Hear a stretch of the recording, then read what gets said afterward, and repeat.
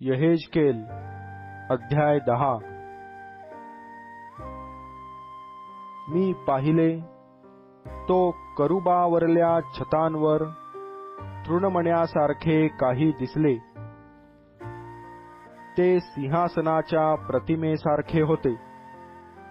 मग परमेश्वर तागाचे वस्त्र ल्यालेल्या त्या मनुष्यास म्हणाला, करुबाखाली चाकांच्या मध्ये जाऊन करुबांच्या मधून इंगळांनी आपली ओंजळ भर व ते नगरावर विखर. तेव्हा तो माझ्या देखत गेला.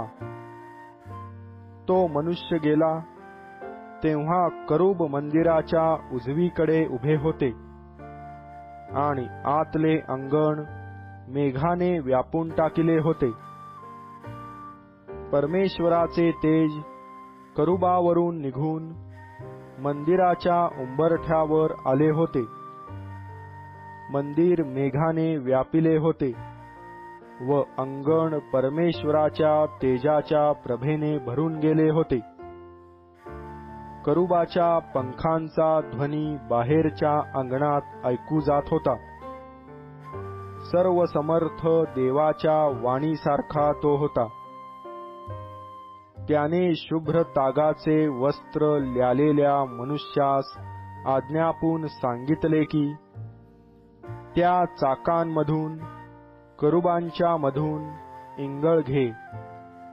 तेव्हा तो जाऊन चाकाच्या बाजूस उभा राहिला. मग त्या करुबांपैकी एकाने आपला हात लांबवून करुबांमधल्या विस्तवास तो लाविला. त्याने त्यातून काही इंगळ घेऊन तागाचे वस्त्र ल्यालेल्या त्या मनुष्याच्या हातात दिले. तो ते घेऊन निघून गेला. तेथे करुबांजवळ त्यांच्या पंखाखाली मनुष्याच्या हाताच्या आकृतीसारखे काही दृष्टीस पडले. मी पाहिले, तो प्रत्येक करुबाच्या बाजूस एक, अशी सगळ्या करुबांच्या बाजूस 4 चाके होती. ती चाके वैडूर्य मण्यांसारखी दिसत होती. दिसावयाला त्या 4 चाकांचा डौल सारखा होता. ती जशी काय चाकाआड चाक अशी होती. ते चालत तेव्हा 4 दिशांपैकी पाहिजे त्या दिशेस जात. चालताना वळत नसत.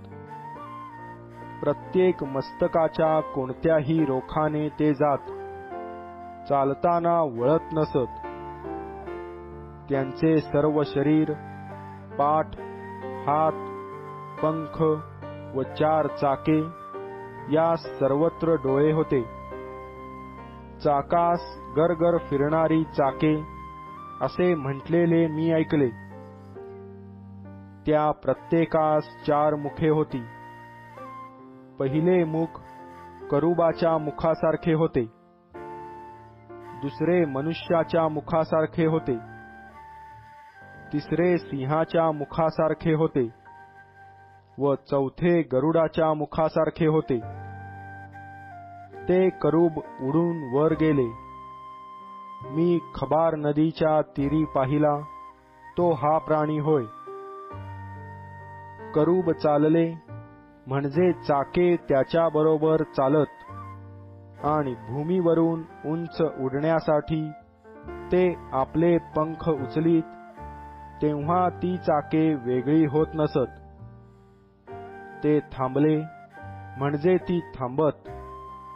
ते वर उडाले म्हणजे त्याबरोबर ती वर जात, कारण त्या प्राण्यांचा आत्मा त्यात होता.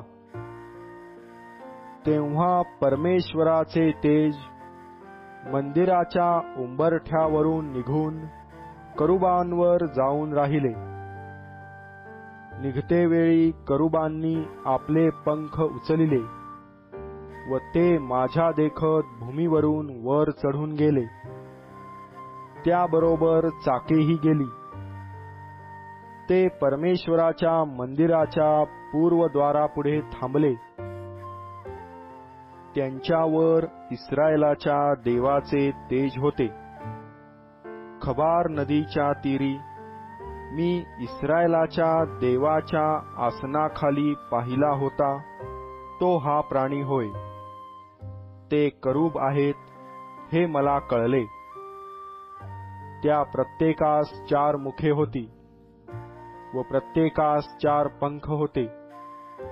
त्यांच्या पंखाखाली मनुष्याच्या हातासारखी आकृती होती.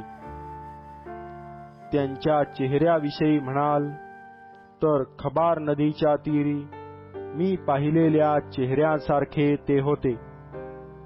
त्यांची स्वरूपे व ते स्वतः तसेच होते. ते नीट आपल्या समोर चालत